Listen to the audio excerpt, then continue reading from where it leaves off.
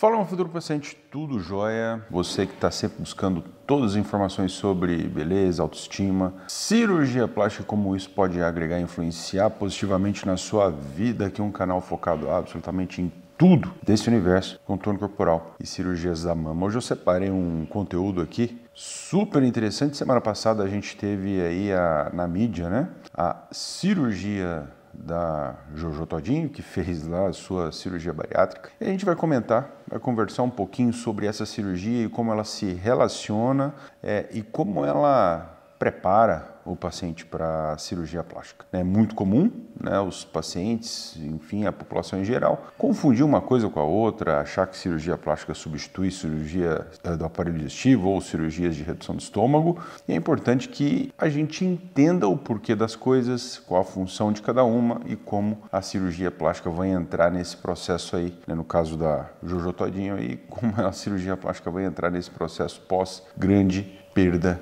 de peso. Então, você que está nesse processo de emagrecimento, está pensando na cirurgia plástica já, mas nem entrou ainda nas cirurgias de redução de estômago, senta aí, curta, compartilha, clica no sininho para você sempre receber todas as notificações desse canal para ficar por dentro de absolutamente tudo que existe e rola nesse universo da cirurgia plástica. Lembrando aqui, Dr. Daniel Botelho, tem mais ou menos 10 anos da minha vida que eu dedico exclusivamente a cirurgias de contorno corporal e cirurgias da mama. Já viajei mais de 10 países atrás das melhores técnicas e tecnologias para estas cirurgias, para que meus pacientes tenham acesso àquilo que o mundo já encontrou de melhor, mais eficiente, mais seguro nas mudanças corporais e cirurgias da mama. Agora, roda a vinheta.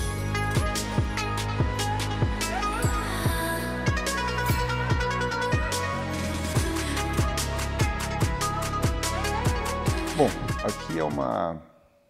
aqui é uma matéria que saiu no G1, né, semana passada, justamente da cirurgia da Jojo Todinho, aqui dizendo, né, Jojo Todinho passa por cirurgia bariátrica e manda recado, mamãe já volta. Primeira coisa, primeiro ponto, né, sempre se polemiza muito com essa questão do ganho de peso, do paciente acima do peso, que é óbvio, né? É fundamental que você entenda que o paciente obeso não é um paciente saudável, tá?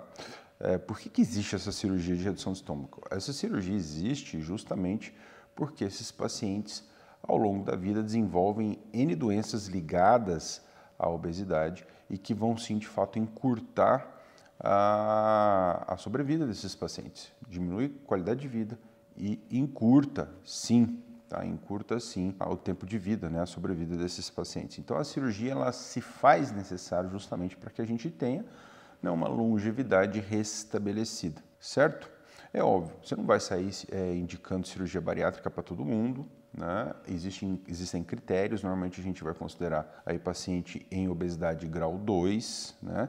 São critérios rígidos, tem muitos profissionais do aparelho digestivo que, digamos assim, indicam com critérios mais flexíveis, mas de forma mais precisa, a partir do grau 2, MC 35, com comorbidades e MC 40, acima de MC 40, se indica independente de comorbidade. Tá? Lembrando que IMC a gente calcula, você pega o peso, divide pela estatura, né, em metros, e divide pela estatura de novo em metros. Né? Então, peso dividido pelo IMC, pela estatura em metros ao quadrado, certo? Bom, vamos lá.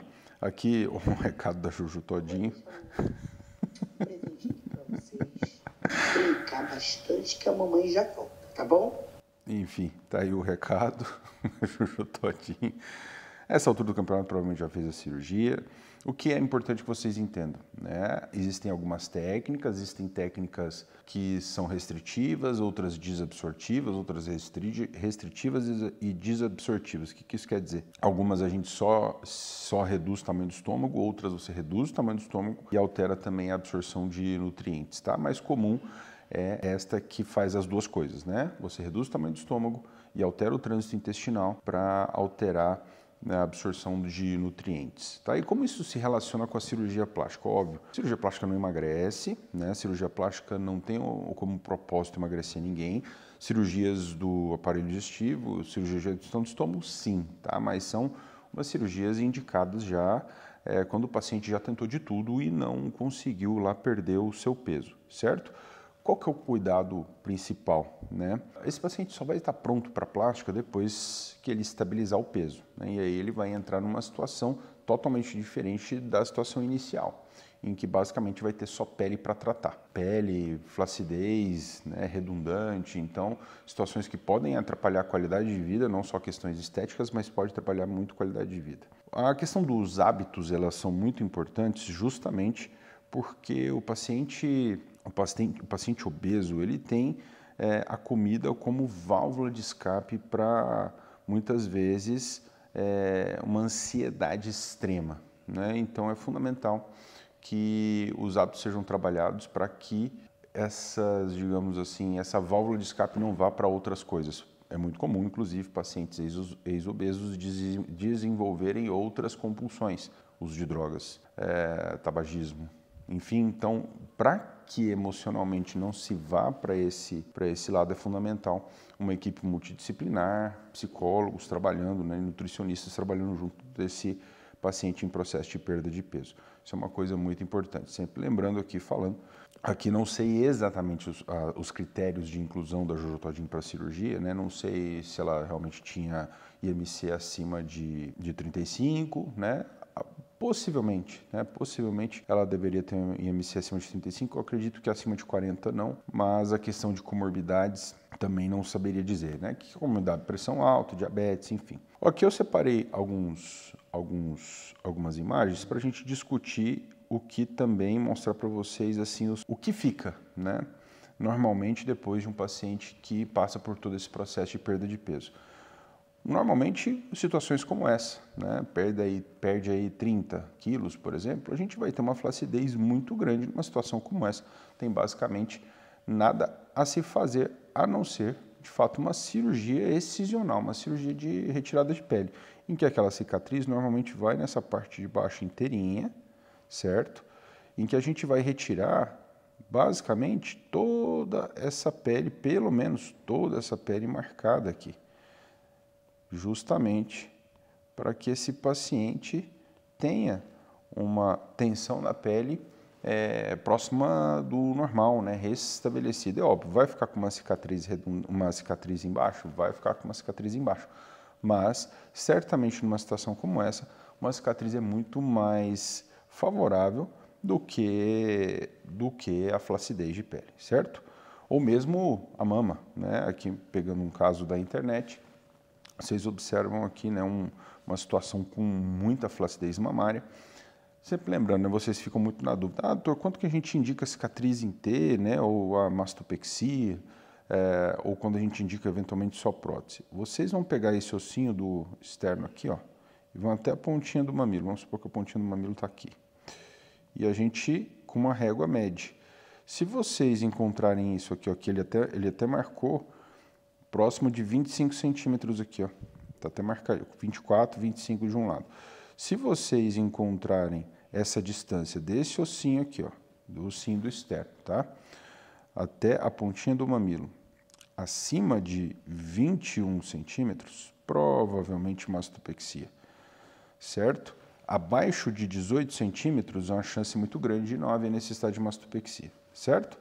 Então, maior que 21, muito provável que precisaria daquela cicatriz em T. Lembrando, cicatriz em T vai na base da mama, dependendo da técnica pode ser um pouco diferente, pode ser o short scar, por exemplo, vertical, e ao redor da areola a gente precisa transferir a areola na posição correta, que é essa posição aqui mostrada, né?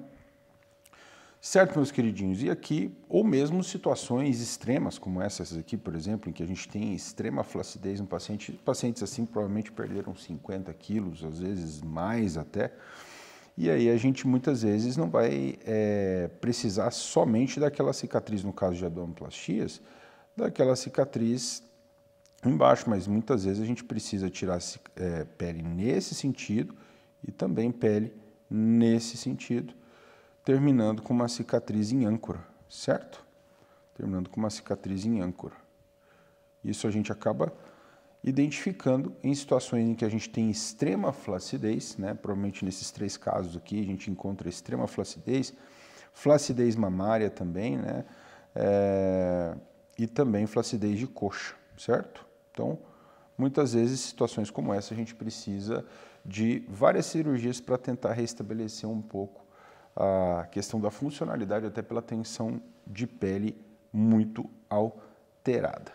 Certo, meus queridinhos? Deu para entender um pouquinho da ideia e o porquê essas cirurgias existem? Lembrando, cirurgias, né, plásticas, elas, principalmente após uma grande perda de peso, ela vai ter como principal função o restabelecimento funcional. Fundamental que vocês entendam o seguinte: uma cirurgia desta, né, um paciente que passou por um processo de perda de peso tão intenso e, por exemplo, resultou em situações como essa, tem que ter uma expectativa de resultado totalmente diferente do paciente que nunca passou por um processo tão intenso de perda de peso. Porque a própria pele, vocês notam em situações como essa, a própria pele está completamente alterada, está completamente danificada. Por mais que a gente realize a cirurgia, ela não vai restabelecer as propriedades elásticas da pele. A pele vai continuar uma pele alterada, só que encurtada, só que um pouquinho mais tensionada. Certo, meus queridinhos? Escreva aí nos comentários se você está nesse processo, se você está planejando, né? Escreva aqui teu IMC também para a gente entender em que parte desse processo você se encontra.